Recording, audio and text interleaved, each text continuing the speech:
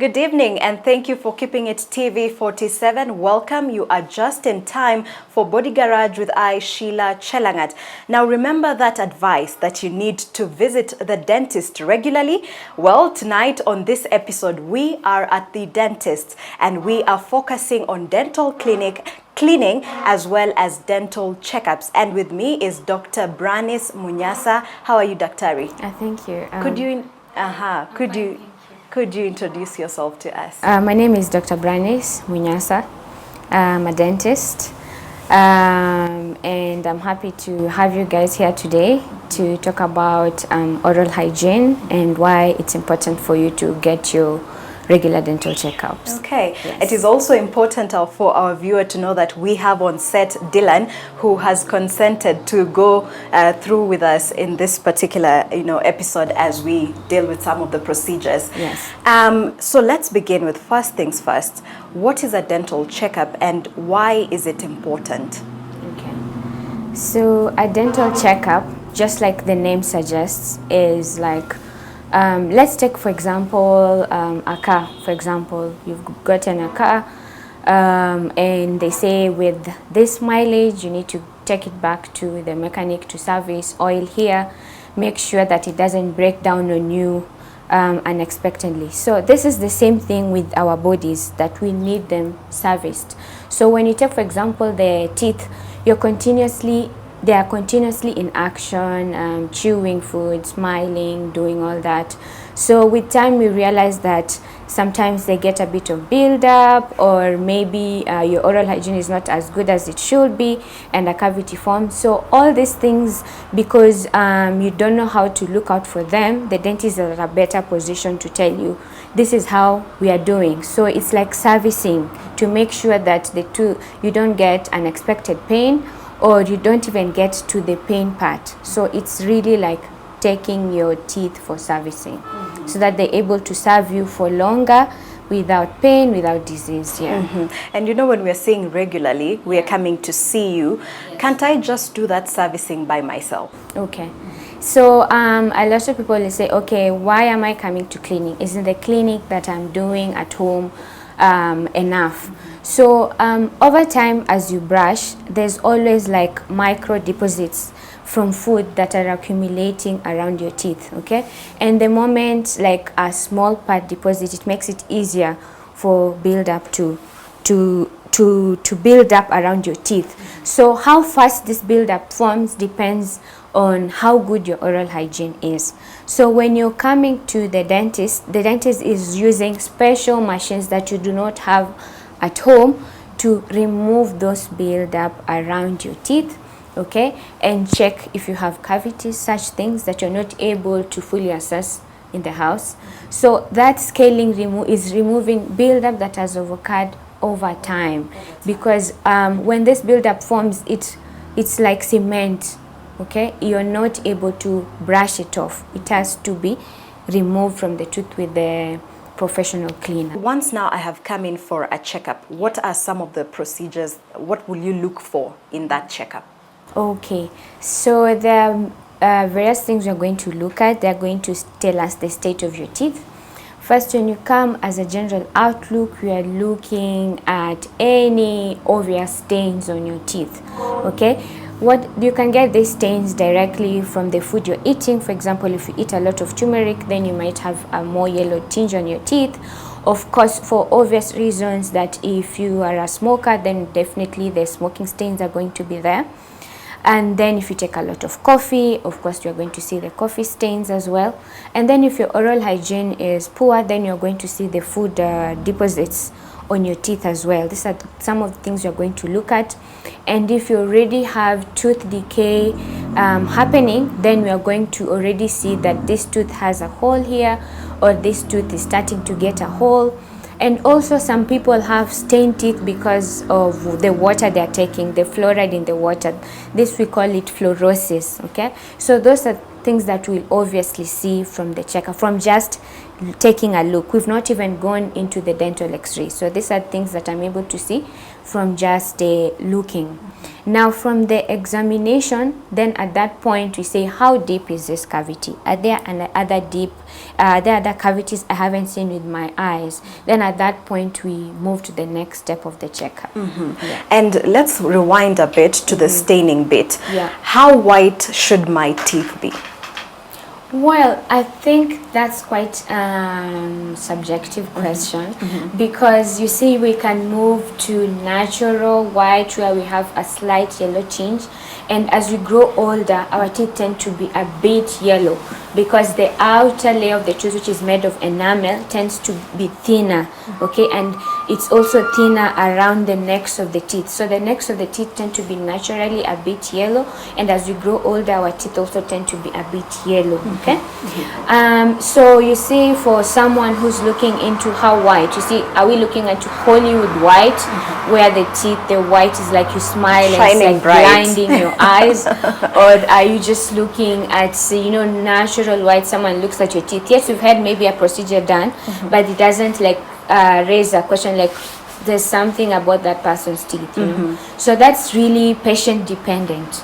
Yeah. Okay. And then, but naturally you don't get that Hollywood white. Yeah, as we age our teeth tend to have a yellow tinge. Yeah. So the yellow is still fine. Yes. Okay. You mentioned also you look for cavities. Yeah. So what brings about the cavities? How do they come about? Okay. So cavities, you need 3 things for cavities to form, and this will explain why we tell you to brush your teeth, why you need to come to the dentist, okay? So you need 3 things. You need time, you need food to have been left on your teeth, and you need bacteria. Now there's 2 things out of these 3 you can control: the food buildup and the time, because the bacteria already lives in our mouth. They are already tenants in our mouth. So what they need is these 2 other things, which we control with our oral hygiene. So for example, the food part, you need a high sugar diet, okay? So this high sugar, it doesn't necessarily mean chocolates and sweets. Even just basic carbohydrates can be converted to sugars by the bacteria in the mouth. And then, so we're talking about any starches, like you see, like people who are on a high potato diet are more likely to get cavities than someone who's taking very fibrous foods like sweet potatoes or dumas. Like the type of carbohydrate you're taking will determine your cavity risk. And then you've talked about time. So when you remove any of these 3 things, the bacteria is not able to break down the food and allow it to stay on the tooth for too long for it to cause a cavity. Because how does cavities form? The number 1 thing, the bacteria will break down the carbohydrate, whether very high sugar, better for it, low sugar, less carries risk. So when it breaks this down, it causes a mild acid.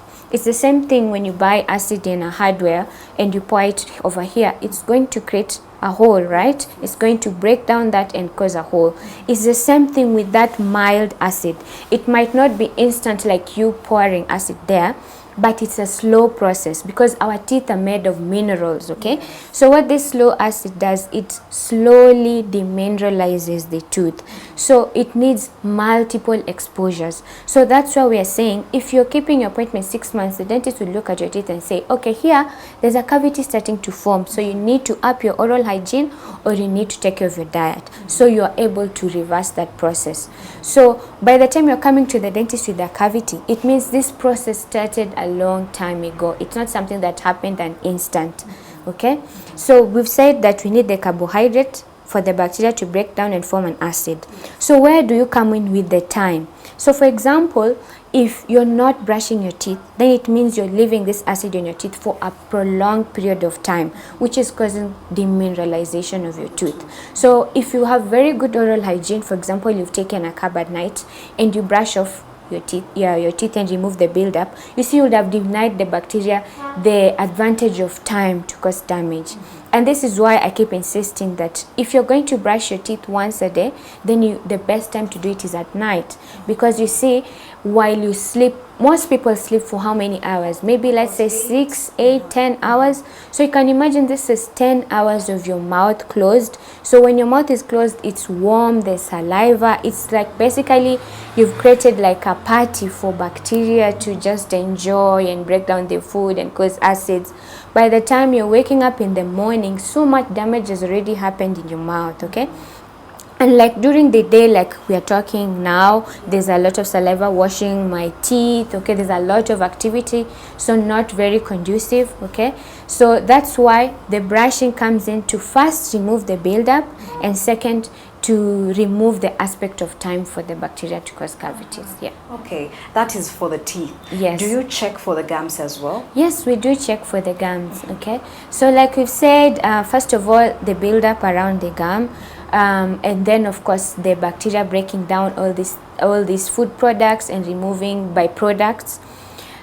So this, when it's allowed to stay on your teeth for too long, it causes something called inflammation. Inflammation, in simple terms, basically just means that irritation of the tissues. So this is why you'll find people say that, oh, doctor, I'm brushing my teeth and I'm seeing there's bleeding, or I was just eating something and I was seeing my gums are bleeding.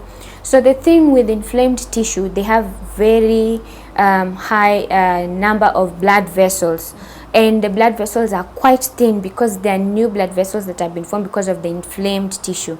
So any irritation either with food or now when you're brushing causes the blood vessels to open up and then it bleeds, okay? So this is a sign that your gums are inflamed, okay? So you'll see a lot of people like, yeah, I don't have pain, why am I going to the dentist? But they forget that the tissues that are supporting their teeth, when they're inflamed, they tend to move away from the teeth. That's why you'll find a lot of older people, they start to have shaking teeth. Yes. Just out of nowhere, they find because the gum has over the years been exposed to all those dirt and build-up, and it was never cleaned, so it got damaged. Okay, so we do look at it and we'll see like, does it look more red than it should? Because healthy gum should be pink. Yes, should be pink. Of course, as the black race, sometimes we have pigmented gum. The same way we have melanin on the skin, sometimes we have some individuals where the melanin is also on their gums. So that's still normal. I'm not saying that everyone should have pink gums, but that around is just a nice color of pink. So when you see it's too red, then you know that there's inflammation going on. Or if it has moved down on the tooth, which we call gum recession, then also we know that it's a sign of inflammation. Okay. Yeah. And how often should then a child visit the dentist for such checkups? Does it change for them?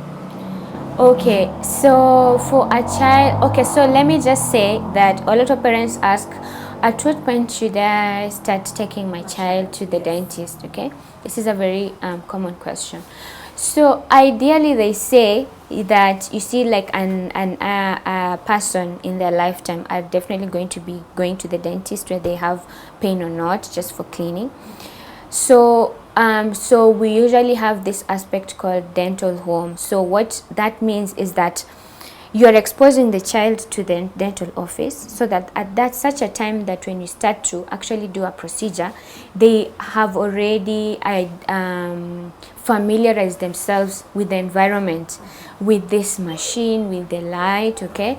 So what I'm trying to say is that you, even before the teeth erupt, it's not that the child is coming for a procedure, but the child is just coming to familiarize themselves with the dental office. It's called creating a dental home for the child. I'd love for you to hold on to that thought, Daktari, as we go for our first commercial break. Yeah. When we will be back, we'll learn so much more on why it is important for you to expose your child to the dental office, and now get to the part of cleaning. Do not go too far. Keep it TV 47.